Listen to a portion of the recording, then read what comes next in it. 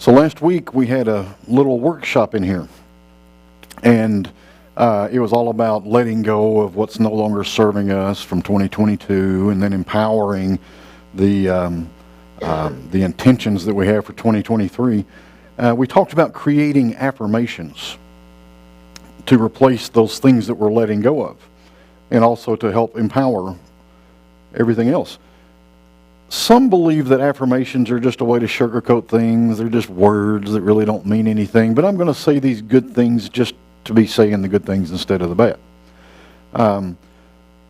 Some believe that affirmations are just a group of words, and as long as we say those words, everything's good. It goes a little deeper than that. When we fall into the pattern of just stating words without conviction, without meaning, they do little to empower our life experience. The truth is, affirmations are one of the most important things we can practice. To affirm means to make firm, to solidify, to add, make it concrete in a way. An affirmation is a strong positive statement, and when it's made with belief and conviction that something is already done, they start creating. We've talked many times in here, everything was created through thought. Nothing. Not us, not the chairs we're sitting on, the building that we're in, the earth that we're sitting in, the universe that this earth is floating around. Nothing was created without first being a thought. In the Bible it says the Word of God created all. The Word is the thought. Okay? That's how powerful thoughts are. Affirmations are thoughts that create. When we practice affirmations, we are directing our thoughts to create something.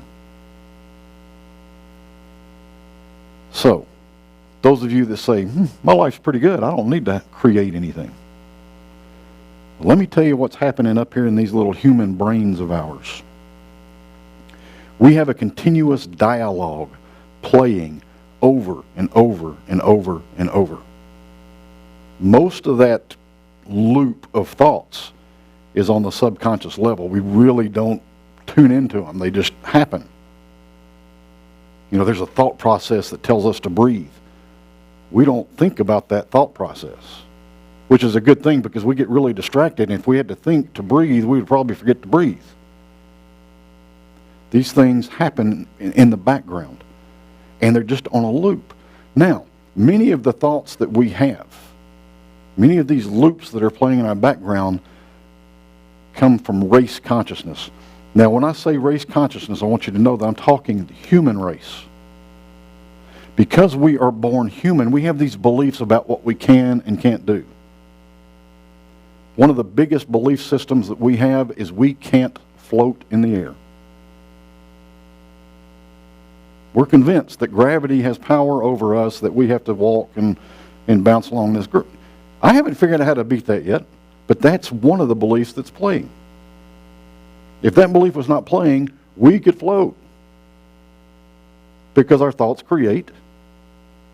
If we didn't have a belief that gravity had power over us, what would hold us to this earth? But we have many of those things, and many of them are negative.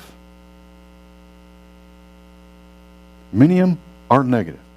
You think about the childhood that you were brought up in. Things were told you.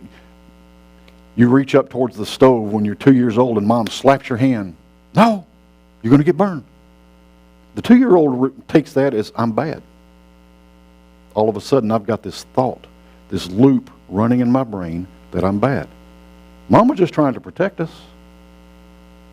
But we translate things, and we get these loops that start playing. So think of all the times that somebody said no, trying for your well-being. All of the opportunities that you created this thing that I'm bad, or I'm not good enough, or I'm stupid, or I'm whatever.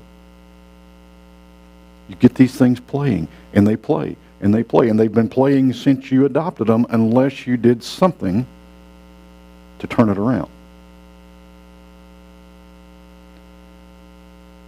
That's from the human race. Then we have these things with ethnic races. If you were born black, or if you were born white, or if you were born Chinese, or if you were born Japanese, if you were born... all of these have programmed thoughts based on that culture. So we get these things from everywhere. We get them from religion. I can't begin to count the ones that I had, implanted into my head because of the religious teachings that I was brought up with. We all have them.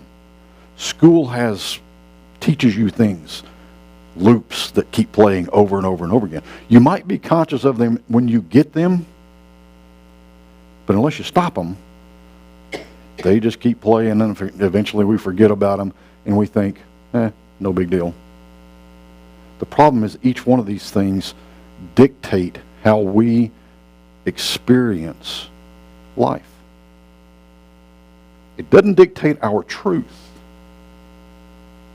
Let's get clear on this. Our truth is the same perfection, the same expression of God that it always has been and always will be.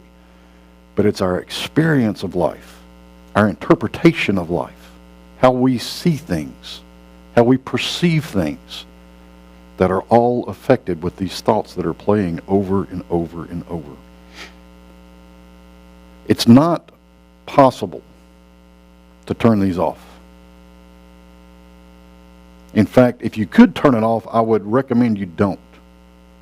Because if you simply turn them off, it's like we talked about last week, if you let go of something, if you let go of one of these beliefs and you do not replace it with something good, it's going to fill with something of the same energetic level that you just released.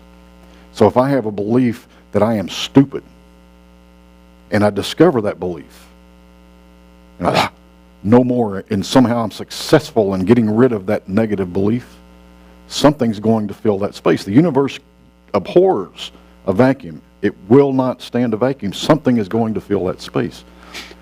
Affirmations are a way to fill that space with something positive.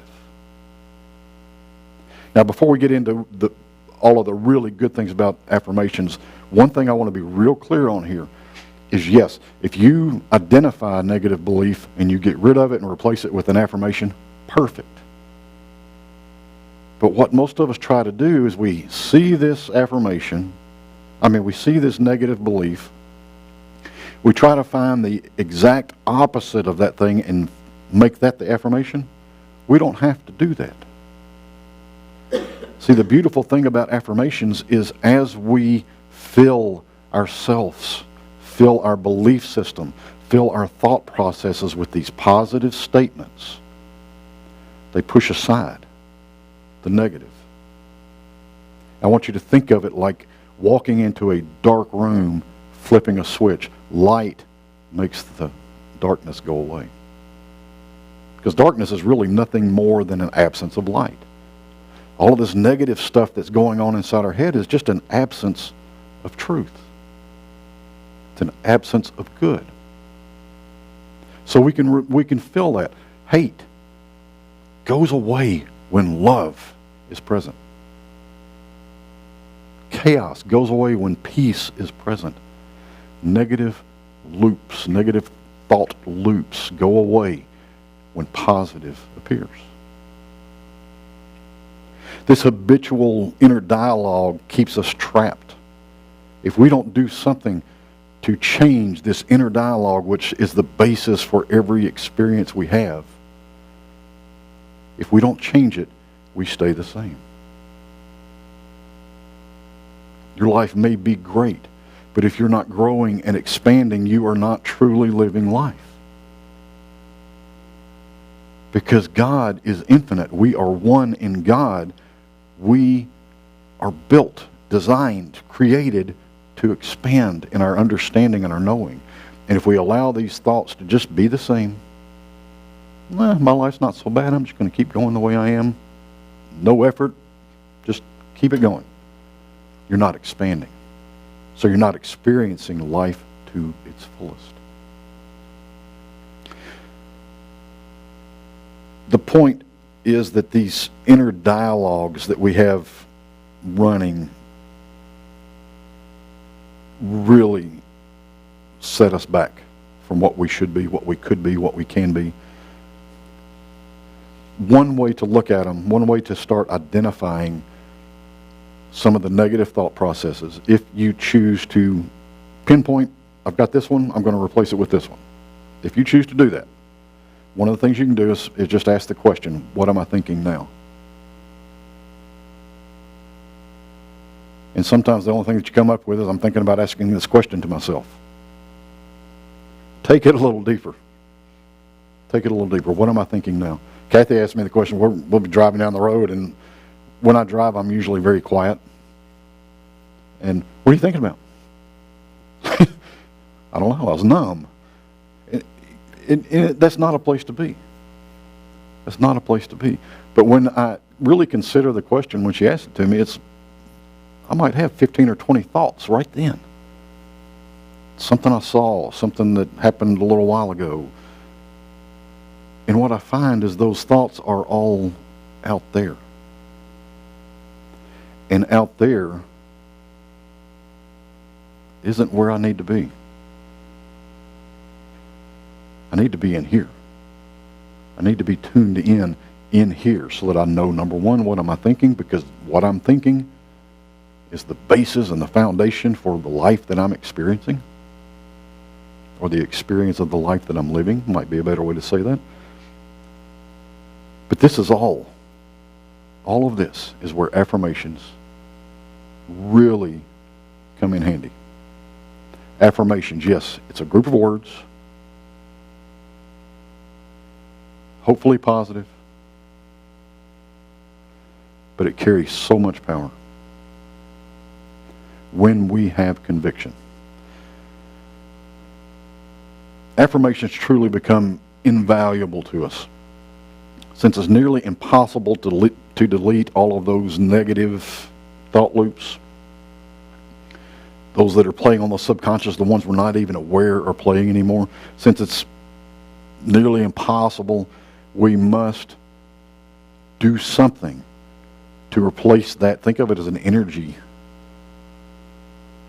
Replace the negative, and it's not even that they're bad, it's just that they don't serve us any longer. Those thought loops. We need to replace those with something that does serve us.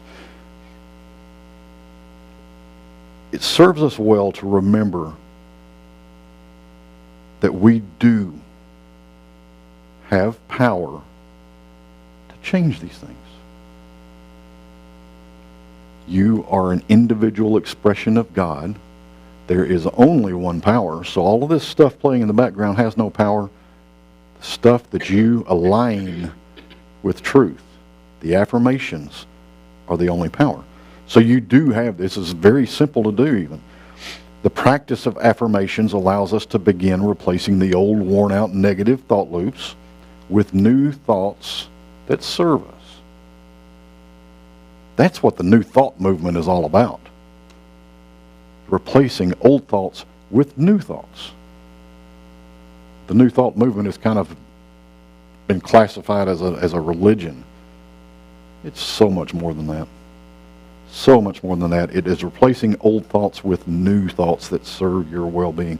This practice is a powerful technique that allows you to transform not only those thoughts, but as these negative or worn out old beliefs start disappearing and the new ones start moving in, attitudes, feelings, experiences of life elevate. So if your constant thought is, I'm tired, I'm worn out, I'm dumb, if that's your thought process, how do you think you're going to feel? You're going to feel it. And worse than that, thoughts create, that's going to be your experience of life. It's going to be your apparent reality. You will believe that that's your reality. When you start replacing those with those positive statements, the energy changes, your attitude lifts, your feelings lift, your experience of life lifts. While it would be ideal to replace all those negative thoughts with the exact opposite of them, it's not necessary. Please remember that. Affirmations. You might have a thought process of I'm poor, I'll never have any money. And if you start putting an affirmation in place, create a belief around that affirmation that says, I am well, all is good. Didn't have anything to do with money. Guess what your experience with money is going to do? It's going to change. I'm not saying that you're going to become rich, but your feelings, your attitude, your experience of money will change. And you might get rich. You might. But even if your financial level stayed the same and you went from feeling horrible about it to feeling wonderful about it, wouldn't that be a benefit? Affirmations shift what's going on inside of us, what we're experiencing. So start replacing it. It takes as little as 10 minutes a day to do this. As little as 10 minutes a day. If you have 30 minutes a day, do it. Make a point of having affirmations. Now I'm going to take the pressure off of you. You don't even have to identify, you don't have to go deep and try to consider any of those negative thought loops. You can if you want. And I think it's beneficial to know what's playing in the background, because then you really can, oh no, that doesn't serve me. Let's do this. But you don't have to. You can simply sit in silence, create an affirmation, and say it to yourself over and over until you feel it. And once you feel it, I want you to take another step and go to a mirror, and I want you to look yourself in the eye and say it again and see if you believe it.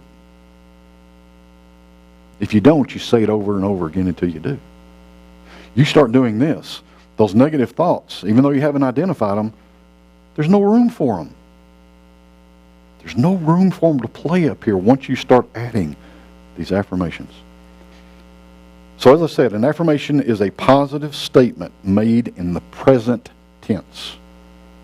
Now that's key here. You say it as if it's already done, already true. You don't say to, oh, well, tomorrow I'm going to feel great. Tomorrow never comes.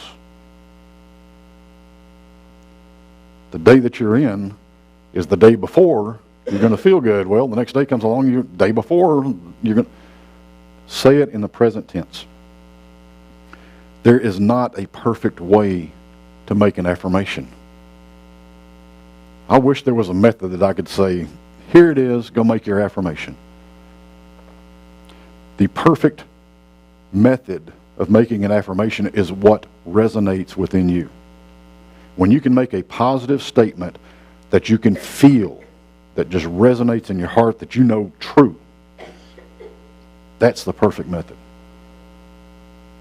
Now, the problem is tomorrow the method may change. So make statements until you feel them. That's the key. So I've put together a few examples here. If you like them, take them and run with them. But you don't have to. You can make up your own, and I suggest you do make up your own, even if you do like some of these. So here we go. In this moment, and every day, and in every way, my life experience expands for the good. Okay? Everything I desire comes to me easily and effortlessly. And that's one of the tricks here. This can be easy, this can be effortless. It doesn't have to be hard. You know, as humans, we try to make things hard. I told you all about some of my work with corporate groups. I give them 3 rules for an activity, and they end up with 15 rules. They try, no, that's too simple. That can't be that easy. And so they start adding things to it. And at the end of the activity, I say, okay, what were the rules that I gave you? And they'll list 15 things. I'll hold up a piece of paper. Nope, I gave you 3. We try to make things hard. This is not hard. So don't make it. If it starts feeling difficult, stop. Because you're adding too much to it. Simplify. Here's another example. I am a radiant being filled with light and love. Oh my goodness, if every one of us could take that in and embrace that, your whole perception, perspective, outlook, whatever you want to say on life changes to one of light and love. And wouldn't that be great to be able to look out into this world and that's what you see? Another one, and this one is huge. This one's big. I am one in God. See, that's one of those that the old religious teachings have put a different belief into us. The old religious teachings, and many of the ones still being said today, are that God is out there. And I've got to do this to get to God. You are one in God. The only thing you have to do is realize it and allow that belief to become your one and only truth. Another example, I have everything I need to live and enjoy life, love, health, and peace. I like that one because it is true. You already have everything you need. It is allowing, it is knowing, it is understanding that we just need to get clear on. It's hard. It's hard. I moved some rocks around the other day and I felt like I had nails going into my knuckles and my joints because those rocks were heavy. And it was real easy to go, oh, what's going on with me? And then, I don't know, when was it, last night, I guess it was, I finally said, no. I have everything I need. And this morning, everything's fine. Because the truth is, I have everything I need. Perfect wisdom is within my heart and mind. And then this is another big one. I love and appreciate myself just as I am. When we can be grateful for who we are right now, it opens us to receive more that we can be grateful for.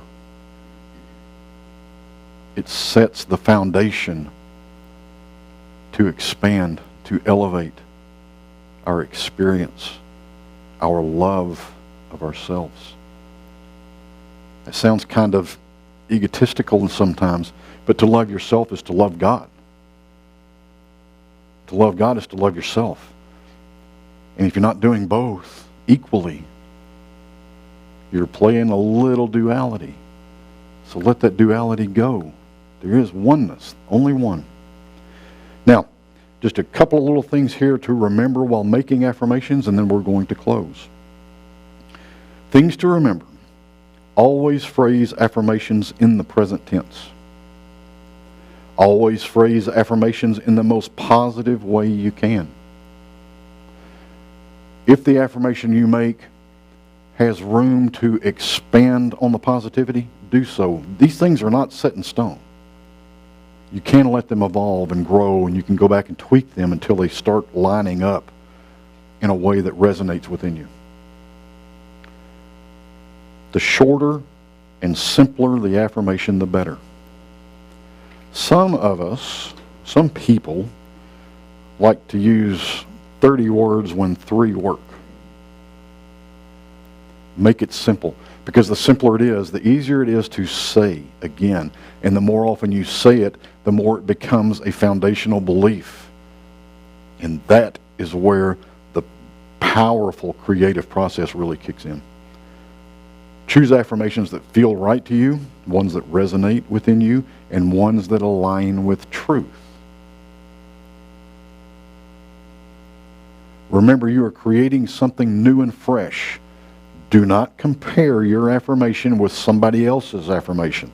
Don't compare your affirmation with the old thought process.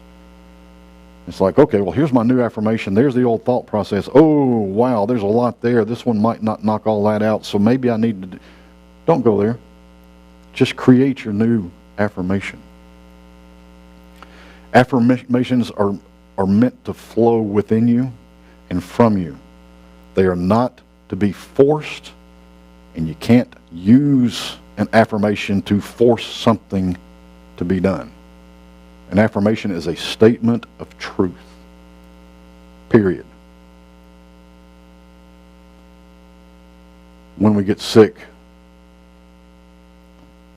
somebody in my life goes, I am well, I am well, I am well. And that becomes kind of a force. It's like you're trying to push out an illness. If that's what you need to do to get to the point where you feel and experience that affirmation, do it. But it is the statement of I am well. When that becomes a statement of truth, when that becomes a statement that you believe, that's where the power comes in. It's not to force something out. And then once you have stated your affirmation, breathe into them. Once you've made the statement and you can feel it, breathe into it. Anchor it in. And if it's working for you, write it down. Say it several times a day. Get these things into that foundational belief system. Because the more you get in there, the more that negative stuff moves away. Affirmations. They are more than just words. They are powerful. So use them. I want to end today with a prayer that it's from Reverend Elizabeth Longo. I guess is how you say her name. And I think it came to me through one of the Unity emails that I get. But it was a beautiful prayer, and it kind of fits what we're saying, what we're talking about today. It's more about guidance, but it's a beautiful prayer, so I wanted to share it with you. So if you will, let's bow. Father God, divine love guides my way. I turn within, I breathe, and I open my heart to the healing power of love. Fully immersed in love, I bask in the silence. I allow the light of love to heal whatever needs to be healed. As I relax more deeply into my inner sanctuary, I feel God's presence within me, reminding me I am never alone. Divine love guides me in all my affairs, and I surround my loved ones in love's healing light. In the presence of divine love, I know that all is well. I am one with all creation.